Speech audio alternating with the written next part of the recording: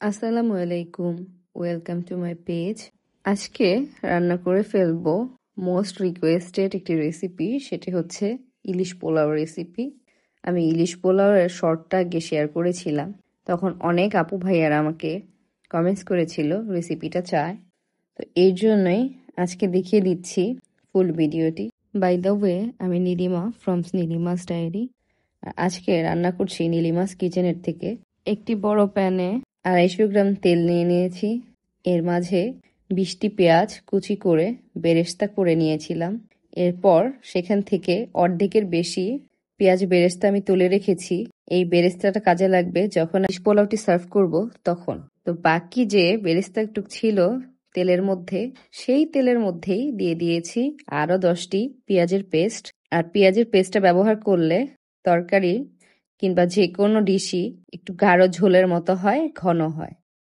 দিয়ে দিলাম 2 টেবিল চামচ পরিমাণ আদা রসুন পেস্ট। এরপর দিয়ে দিলাম এর মধ্যে 3 টেবিল চামচ পরিমাণ গাওয়া ঘি আর গরম মশলা। গরম মশলা এখানে দিয়েছি 3টি এলাচ, 3টি দারচিনি, 3টি তেজপাতা, 3টি লবঙ্গ। ইলিশ মাছে খুব বেশি গরম মশলা লাগে না। 10টি কাঁচামরিচ দিয়ে দিলাম। এরপর দিয়ে দিয়েছি 1 চা চামচ লাল মরিচের গুঁড়া, 1 চা চামচ ধনিয়া গুঁড়া, এখানে কোনো হলুদ ব্যবহার করব না, আধা চা চামচ ভাজা জিরা গুঁড়া, আধা চা চামচ গরম মশলা পাউডার, আধা চা চামচ কালো গোলমরিচ। এতে করে খুব ভালো একটি স্মেল আসবে। এরপর দিয়ে দিয়েছি টক দই হাফ কাপ। এরপর দিয়ে দিয়েছি পরিমাণ মতো লবণ, আধা চা চামচ পরিমাণ চিনি। আর চিনিটা দেওয়া হচ্ছে এর জন্যই, স্বাদটা ব্যালেন্স করার জন্য। দেন দিয়ে দিয়েছিলাম ইলিশ মাছগুলো। মশলাটা যখন কষে এসেছে, আর ইলিশ মাছ আমি ভেজে রান্না করছি না, ইলিশ পোলাওটা ডিরেক্ট কাঁচা মাছ দিয়ে রান্না করলেই ভালো লাগবে। আর আপনারা যারা খেতে পারেন না তারা ভেজে খাবেন, এক এক এলাকা এক একভাবে খায়। এরপর মাছটা একটু যখন হালকা সিদ্ধ হয়ে আসবে, এর মধ্যে আমি দিয়ে দিব জাল দিয়ে নেওয়া দুধ। দুধটা দিয়ে যদি মাছটা কষানো হয় তাহলে টেস্টটা অনেক ভালো লাগে।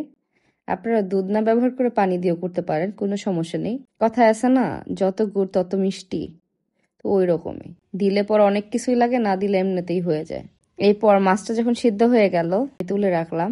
দেন দিয়ে দিচ্ছি 1 কেজি পরিমাণ পোলাওর চাল। চালগুলোকে আমি 20 মিনিট আগেই ধুয়ে ঝরা দিয়ে রেখেছিলাম, এতে করে পোলাওটা খুব ঝরঝরে হয়। মশলার সঙ্গে ভালোভাবে চালটা মিশিয়ে নিচ্ছি। এরপর দিয়ে দিলাম আরও হাফ লিটার দুধ। এরপর দিয়ে দিলাম পরিমাণ মতো পানি।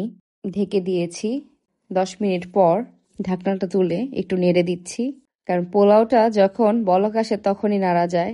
এরপরে দম দিয়ে দিলে আর নাড়লে, ভাপটা ছেড়ে দিলে তখন আর চালটা ফুটবে না।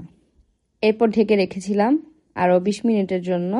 এখন লাস্ট বারের মতো আমি নেড়ে ঢেকে দিচ্ছি।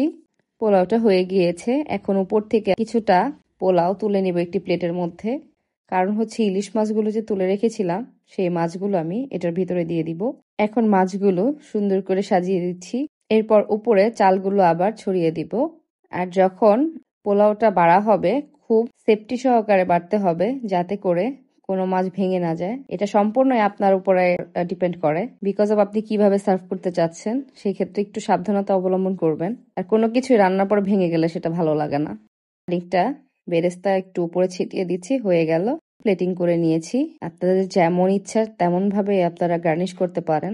আমি খুব সিম্পলি ট্রাই করেছি রাখার জন্য। হয়ে গেল আমার ইলিশ পোলাও রান্না করা। রেসিপিটি কার কেমন লাগলো আমাকে জানাবেন। আর কারা কারা আগে ট্রাই করেছেন সেটাও জানাবেন। আর কারা নতুন রান্না করবেন এই রেসিপি দেখে, তারপরে কেমন হলো সেটাও আমাকে কমেন্টস করে পরে জানাবেন। পরবর্তী ভিডিও দেখার জন্য আমন্ত্রণ রইল। সবাই ভালো থাকুন, সুস্থ থাকুন, নীলিমাস ডায়েরির সঙ্গে থাকুন। আল্লাহ হাফেজ।